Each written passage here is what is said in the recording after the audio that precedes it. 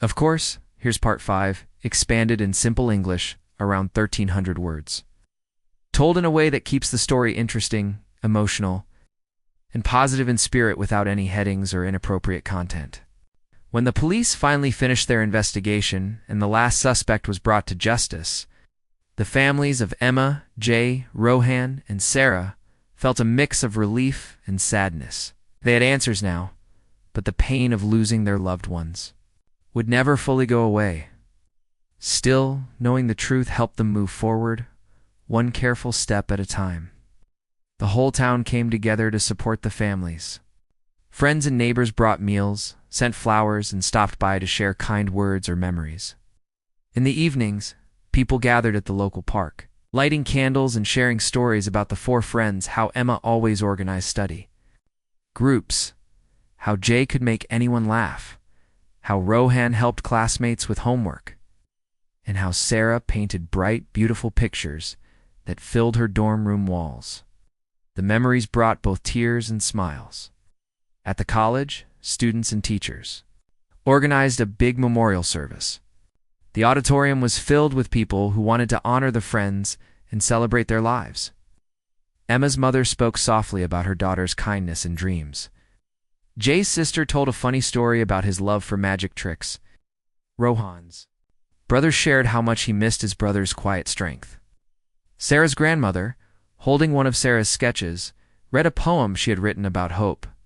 The 4 families stood together on the stage, holding hands and supporting each other. A small area in the town park was turned into a memorial garden. Volunteers planted flowers in the friends' favorite colors, placed benches under the trees, and set up a little stone fountain with their names engraved nearby. People left notes, painted stones, and photos.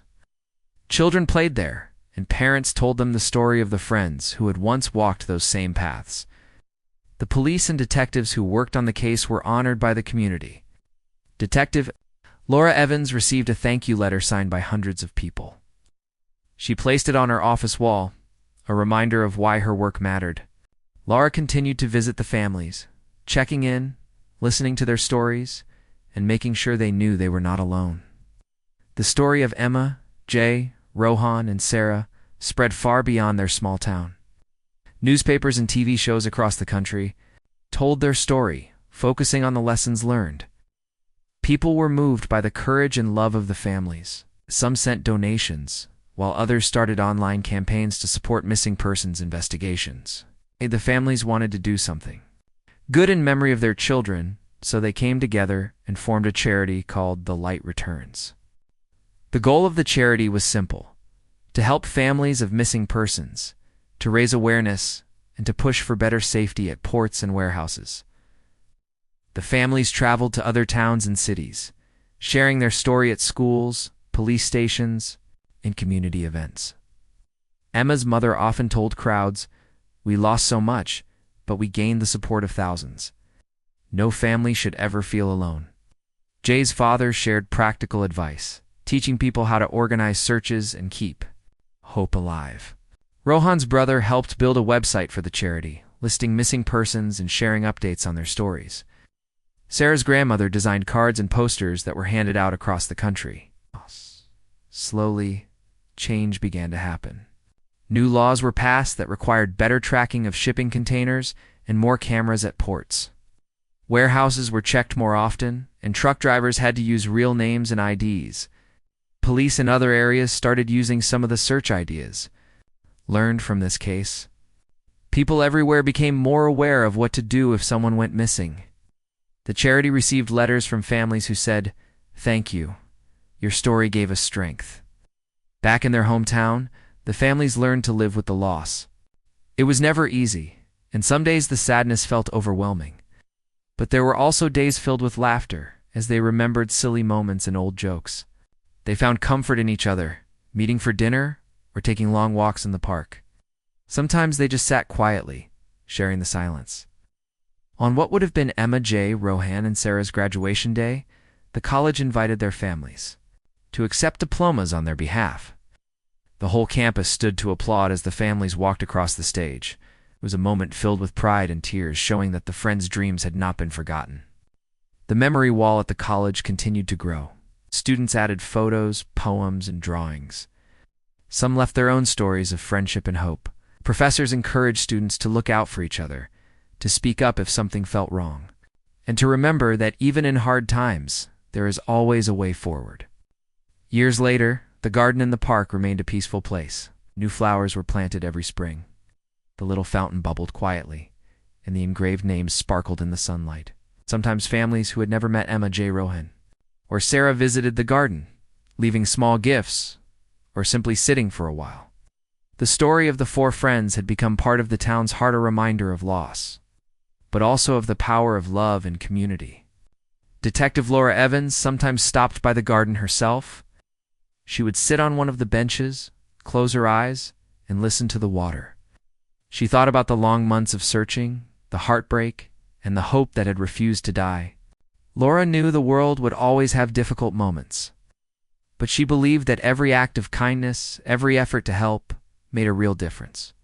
The families continued their work with the light returns. They spoke to lawmakers, helped with new searches, and supported families facing their own fears. Emma's mother liked to say, "We carry their light with us, and we help it shine for others." Jay's father, who had once found it hard to talk, became a favorite speaker at local events.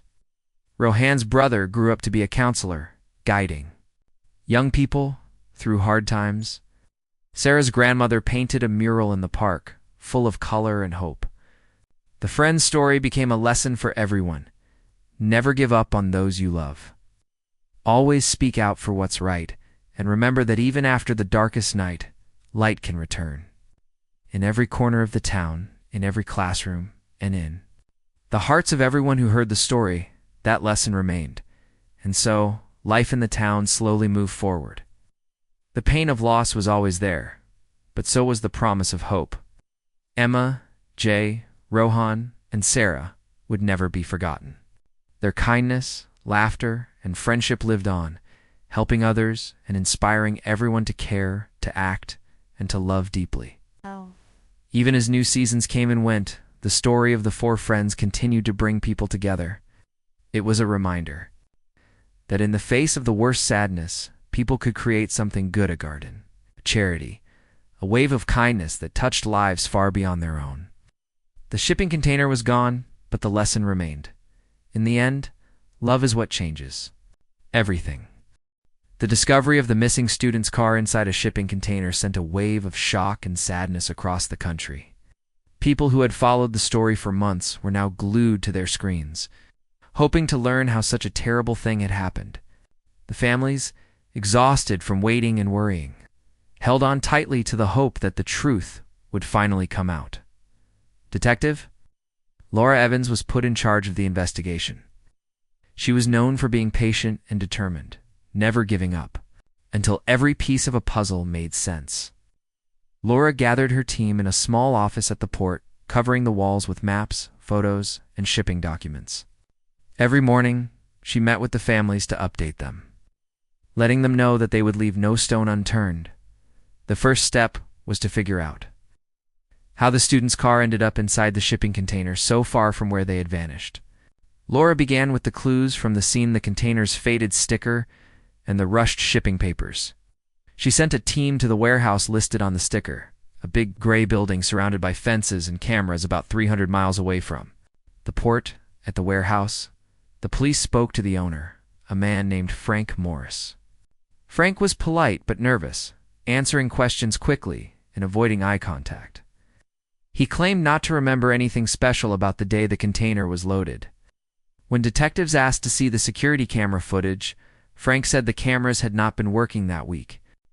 Laura's instincts told her something was wrong, but she tried to stay calm. Outside, another detective noticed tire tracks near a side entrance, as if a truck had recently left in a hurry. They followed the tracks and found a broken gate with fresh marks, suggesting someone had used it to get in or out without being seen. Laura made a note to check if anyone else used the warehouse that week.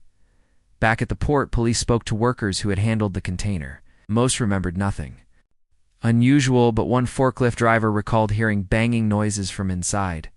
He had thought it was just cargo shifting, but now he felt guilty for not checking. Laura's team searched for more clues, dusting for fingerprints, looking for footprints, and talking to every truck driver who might have been involved. Security. Footage from the port finally gave them a big break. A week before the car was found, cameras caught a white truck with no company logo delivering the container late at night. The driver wore a cap pulled low and never looked directly at the cameras. The police traced the truck's license plate, but it turned out to be fake. Still, Laura was not discouraged. She believed every mystery left behind a trail if you looked hard enough. The team then focused on the handwritten notes found inside the car. The notes were heartbreaking, but they also offered important clues. One note mentioned hearing voices outside and seeing men in black jackets. Another note described the feeling of the container moving first by road, then by train, and finally stopping at the dock. The students had tried to scratch messages onto the inside of the container walls, leaving names and dates in case someone found them. As the investigation continued, Laura received a call from a journalist who had been following the case. The reporter shared a tip. There were rumors about illegal activities at the same warehouse, including the movement of stolen cars and other suspicious cargo. Laura sent a team to check the warehouse's business records, and what they found surprised everyone. The warehouse had shipped out several containers in the past few months, but paperwork was missing for 3 of them. Laura questioned Frank again, this time more firmly. Under pressure, Frank admitted he sometimes rented out parts of the warehouse to people he didn't know well. He'd named a man called Carl, who had paid in cash and never used his full name. Frank claimed he'd never asked questions, just collected the money. Laura's team dug into Carl's background and soon found a photo from an old police fila. Man with a history of stealing cars and smuggling goods. As they investigated Carl, Laura's team learned he had been seen near the area where the students disappeared. He often worked with truck drivers who didn't ask questions and knew how to avoid cameras. When the detectives tracked down one of Carl's old associates, they learned that Carl had boasted about making a problem disappear. Around the same time the students went missing, meanwhile, the police followed up on every clue from the notes and sketches left by the students. Sarah's map helped them piece together the likely route of the container from the warehouse to the train yard and finally to the port. They checked each stop, looking for witnesses.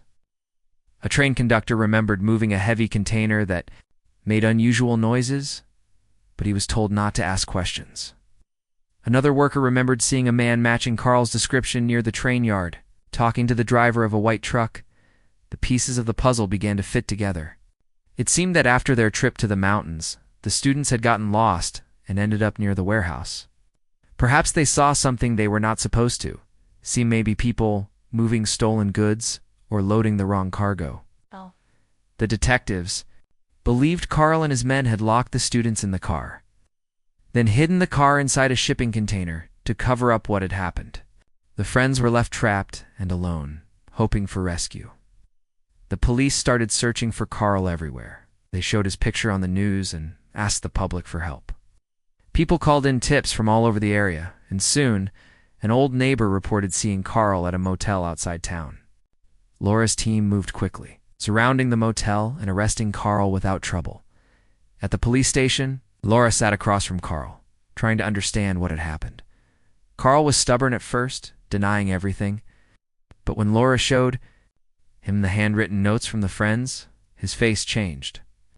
He realized that what had happened was bigger than just hiding a current, was about real lives lost and families shattered. After hours of questioning, Carl finally told the truth. He explained how he and another man had trapped the students and hidden the car. He named his partner, a truck driver named Bill, who was quickly arrested as well. As news of the arrests spread, the town breathed a sigh of relief.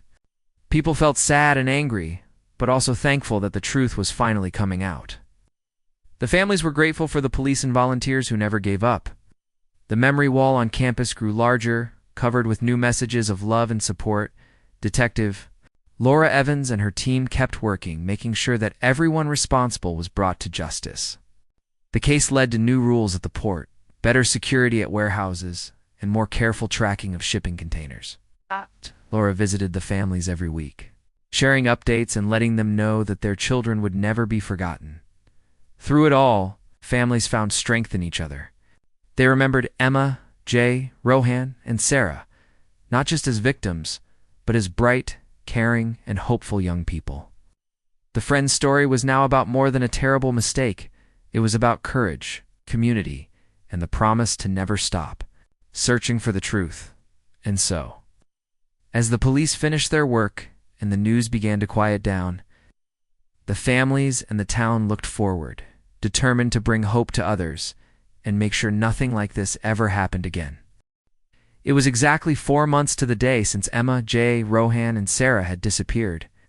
The world had kept moving, but for their families, time stood still. Each sunrise brought a mixture of hope and sadness, and each sunset was another day. Without answers, still their story remained alive, whispered in homes, on campus, and in the quiet corners of their town. One early morning, a dock worker named Miguel arrived at his job in a busy coastal city, ready for a long day. The port was always bustling with noise, engines humming, cranes moving heavy containers, workers shouting to each other. That day, however, something felt off. Miguel noticed a strange, unpleasant smell coming from a shipping container that had been sitting on the edge of the dock for several days. He'd walked past it before, but now the smell was stronger. Curiosity got the better of him, Miguel told his supervisor, who quickly called the port security. 2 guards and the supervisor walked with Miguel toward the container. They found the container locked, but the smell coming from the metal doors was impossible to ignore. The supervisor hesitated for a moment and made the decision to cut the lock and open it. As the heavy doors creaked open, everyone stepped back. For a moment, there was silence. Then their eyes adjusted to the dim light inside. The workers expected to see boxes or machinery, but instead, they saw a car. It was a small, gray sedan, dusty and scratched from the long journey. Something about it felt wrong. The guards immediately called the police, who arrived quickly and surrounded the container. The officers carefully stepped inside. They saw personal items scattered around, snack wrappers, water bottles, a torn map, and even a small notebook. The car's windows were fogged, and the doors were locked from the inside. An officer shined a flashlight inside and noticed the seats were empty. But there were signs that people had been there. One officer opened the trunk and found 4 backpacks, each one neatly labeled with a name tag. Emma, Jay, Rohan, and Sarah. The realization hit everyone at once. This was the missing student's car. The police radioed their headquarters, and soon detectives, forensic experts, and news crews rushed to the scene. The discovery made headlines instantly. For months, there had been no sign of the missing students. And now, suddenly, their car was found in a shipping container, hundreds of miles away from where they were last seen. Reporters gathered at the port, asking questions no one could answer. The families received a call from the police, and in a rush of fear and hope, they packed their bags and drove to the port city. Forensics teams got to work. They dusted for fingerprints, collected every item from the container, and carefully searched for clues. Inside the car, they found traces of food, water, and even drawings. Sarah's sketchbook was open on the back seat, filled with colorful pictures of mountains, trees, and for smiling faces.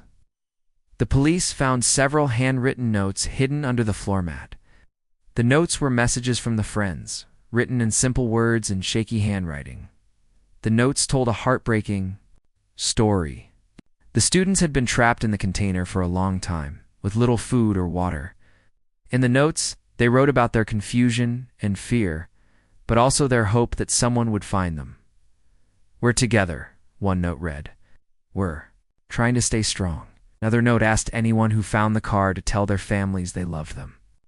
There were sketches of their names, and even a small map of the route they thought the container had traveled. Reading the notes brought tears to everyone's eyes. The police looked for signs of how the car had ended up in the container. There were scratch marks near the inside of the doors, showing the friends had tried to escape.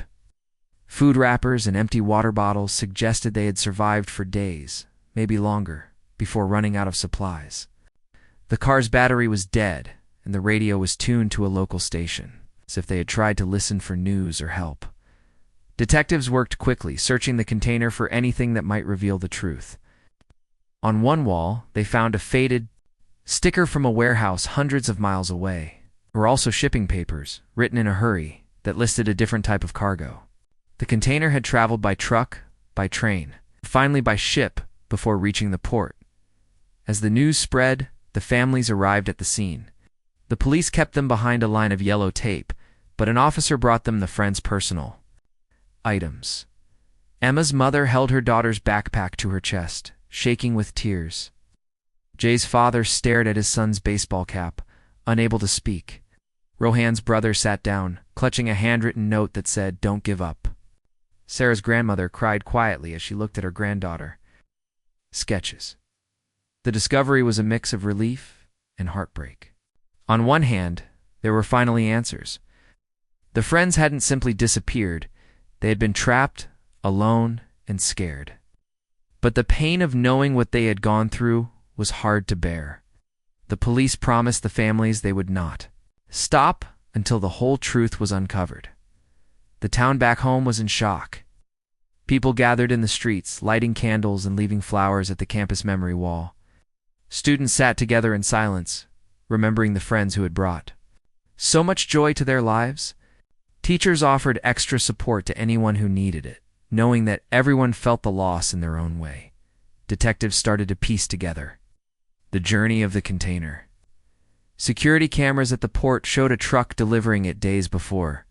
The driver had signed in with a fake name, and the shipping papers did not match what was found inside. The police searched the warehouse listed on the sticker, looking for anyone who might know what happened. They interviewed workers, truck drivers, even checked other containers for clues. The story of the missing students became bigger than ever. News stations from all over the country sent reporters to cover the case. Social media was filled with messages of support, and people shared the friend's story, hoping that someone, somewhere, might know something important. At night, the family stayed in a hotel near the port, unable to sleep. They talked about their memories of Emma, Jay, Rohan, and Sarah, remembering birthdays, family trips, and the small things that made each of them unique. Sometimes they would read the notes again, holding on to the words left behind by their children. It was a way to feel close, even in the face of so much pain. The police set up a special team to focus on the case. They promised to find out who was responsible and to bring justice to the friends and their families. They searched the shipping records, looking for connections between the warehouse and the truck driver. They checked for fingerprints and DNA. In the container, hoping for a match, the discovery of the car changed everything. It gave the families answers, but it also opened up new questions. How did the friends end up in the container? Why had no one found them sooner? It was behind it all. The families wanted justice, but more than anything, they wanted to make sure no one else would ever have to suffer like their children did. The mystery was far from over. But for the first time in months, there was hope that the truth would finally come out. The friend's story was no longer just about loss. It was about love, courage, and the strength of people who refused to give up. And as the investigation continued, everyone waited for the next piece of the puzzle, hoping it would finally bring peace. After the first difficult days, the search for Emma J. Rohan and Sarah turned into something much bigger than anyone expected. What began as a few families looking for their children soon grew into a huge effort involving hundreds of people. Police officers, local volunteers, and even strangers from nearby towns worked side by side, walking through thick forests and along lonely roads, searching for any sign of the missing friends. Their faces, once only known to their families and classmates, became familiar to everyone in the area. The posters with their smiling photos were now on every shop window, lamppost, and notice board. The families refused to let hope slip away. Even as days turned into weeks, every morning they gathered together before sunrise, forming search teams with police and volunteers. The air was often cold and filled with the sound of footsteps crunching through leaves or sticks snapping under boots. Some days, they searched along riverbanks, calling the names of their children, hoping for an answer. Other days, they climbed steep hills or peeked into abandoned cabins, always imagining that maybe, just maybe, they would find a clue. The police worked hard, but the case was a mystery. All 4 students' phones had stopped working at almost the same time, their signals disappearing near a long, quiet stretch of road that led deeper into the mountains. Officers checked every possible camera along the highway, but there were only a few old security cameras in the area. None of them showed the group's car after the gas station stop. It was as if the friends had driven into thin air. Still, the police did not give up. They sent search dogs into the woods, flew drones above the treetops, talked to anyone who might have seen something strange that day.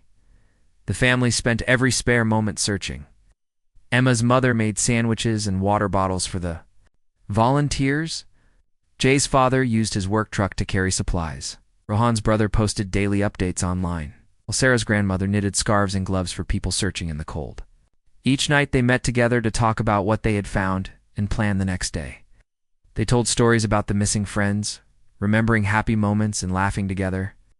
Even as their hearts felt heavy, rumors began to spread, as they often do in small towns when something strange happens. Some people said the students had simply run away to start new lives, but their families knew better. Emma had planned to start a new job in the city. Jay was excited for his comedy show.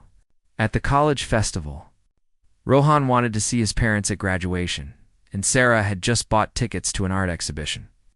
None of them had any reason to disappear.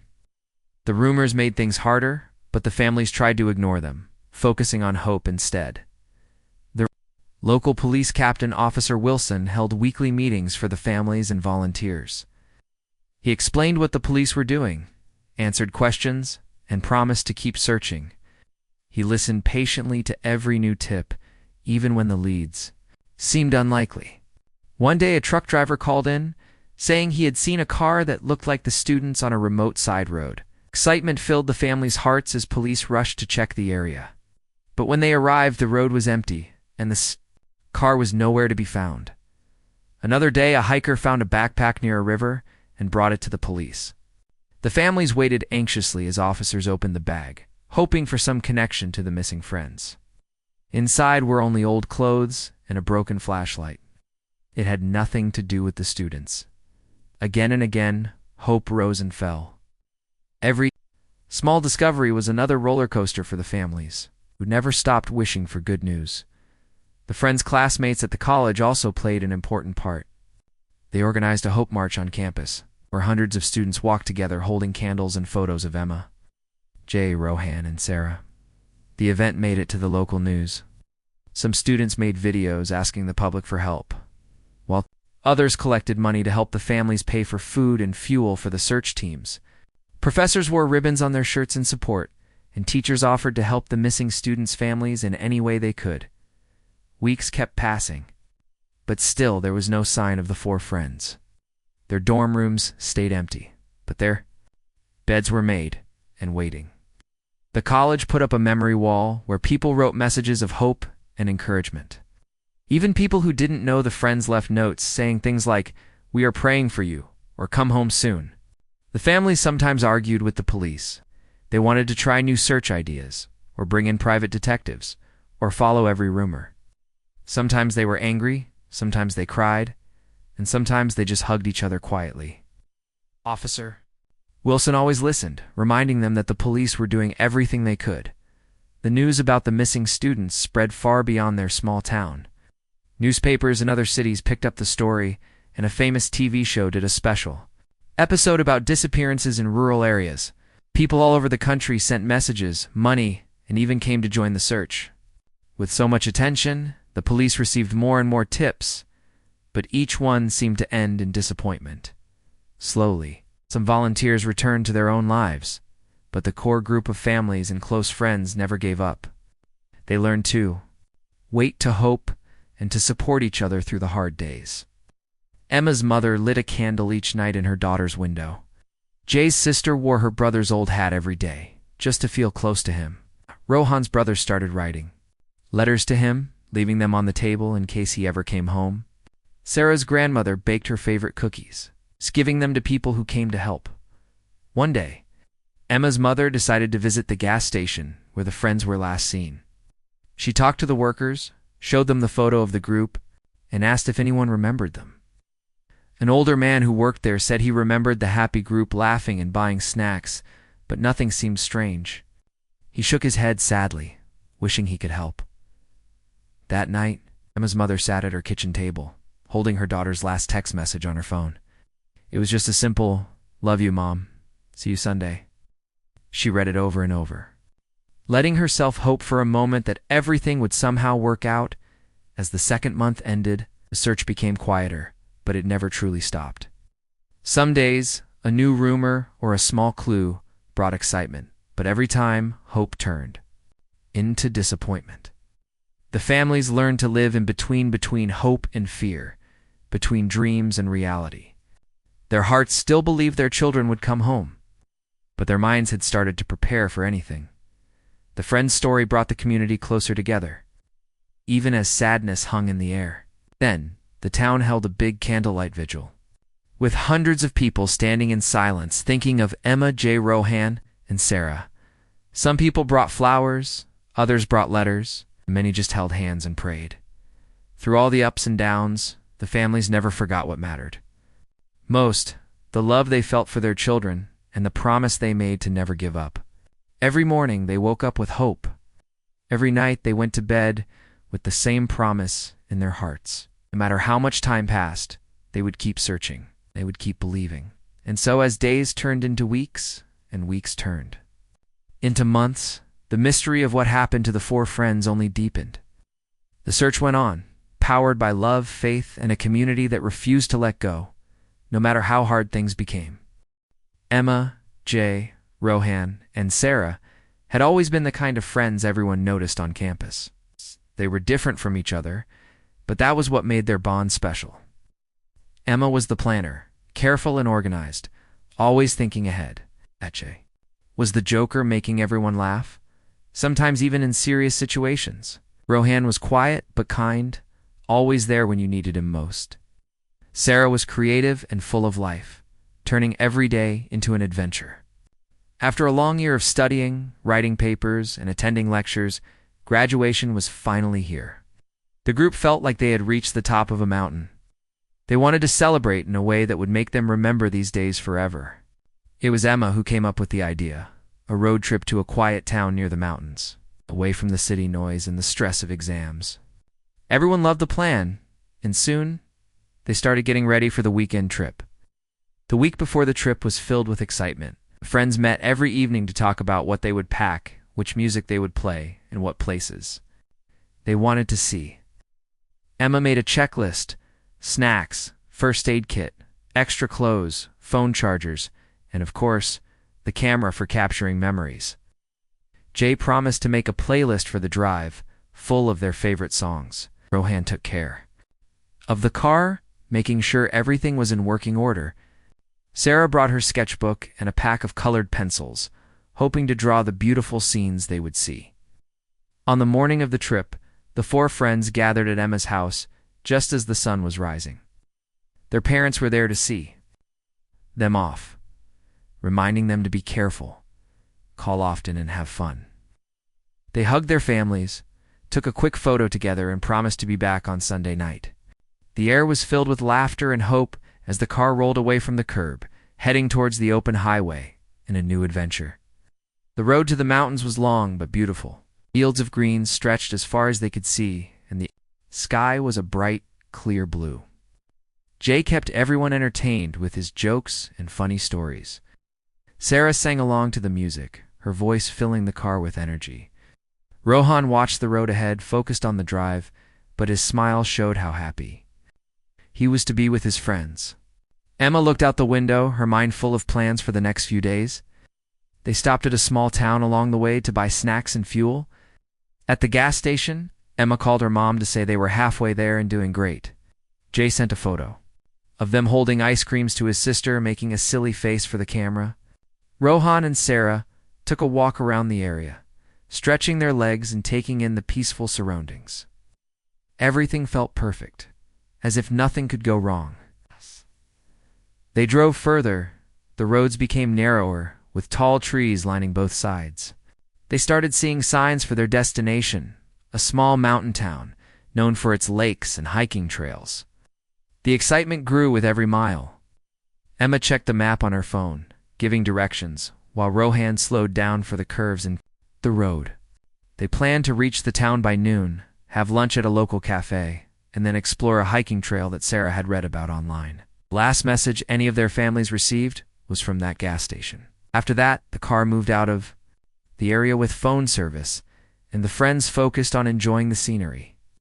None of them noticed the old, rusty truck that had been following at a distance. The friends talked, laughed, and sang as they climbed higher into the mountains, never suspecting that anything was wrong. When night fell and the friends had not called home, their parents grew worried. It was not like Emma or Rohan to forget. They always checked in. At first, the families tried to calm themselves. Maybe the group was somewhere without signal, or maybe they had stopped to camp. But when the hours passed with no word, the feeling of worry turned into fear. By the next morning, the family started calling each other, asking if anyone had heard from their child. When they realized no one had, they contacted the police. The officers listened carefully, taking down every detail, the route the friends were taking, the car's make and color, what the students were wearing. Within hours, a search was organized. Police cars drove along the highways, checking rest stops, hotels, and diners. Volunteers from the town joined in, walking through the woods and looking for any sign of the missing students. The news spread quickly. Soon photos of Emma, Jay, Rohan, and Sarah were all over social media. Local news stations reported on the missing students, and people from nearby towns came to help search. Their friends on campus made posters and shared their story online, hoping someone might recognize them or their car. As the days passed, the search grew larger. Drones flew over the forests, and boats searched the lakes. Some people claimed to have seen the car on a back road, but each lead led nowhere. The police found a backpack on a trail, but it did not belong to any of the friends. The families waited by their phones, hoping for good news, but only receiving more questions. The small mountain town changed overnight. Shops put up photos of the missing students in their windows. People who had never met the friends came too. Vigils, lighting candles, and praying for their safe return. The friends' parents worked together, handing out flyers, talking to news reporters, and refusing to let anyone forget their children. Emma's mother spoke to the news, holding her daughter's favorite scarf. "Hey, she's strong," she said. Tears in her eyes. "We just want them to come home." Jay's father promised a reward for any information. Rohan's younger brother made a video asking people to help bring his brother back. Sarah's grandmother started a social media page, posting updates and messages of hope. The police worked day and night, but the clues were few. There were no signs of the car, no phone activity, no bank card use. The friends seemed to have vanished without a trace. As weeks went by, the search became harder. Some volunteers had to return to their own lives. The police followed every tip, but nothing led them to Emma, Jay, Rohan, or Sarah. But the families never gave up. They set up a small table near the edge of the forest, placing photos, candles, and messages from friends. Every day they visited the spot, holding hands and praying for a miracle. Sometimes strangers would stop to join them, leaving flowers or simply offering a kind word. Through all of this, the friend's story touched people far beyond the small town. Messages of support poured in from across the country, and many people shared their own stories of hope. The case stayed in the news, and the families continued to speak out, refusing to let their children be forgotten. As the first month ended, the families faced the reality that their children were still missing, and no one knew what had happened to them. Yet in the face of heartbreak and confusion, they held on to hope. They believed somehow, somewhere, their children were waiting to be found. And so, the story of Emma, Jay, Rohan, and Sarah became more than a mystery. It became a symbol of love, hope, and the power of a community that refused to give up, even when the answers seemed far away.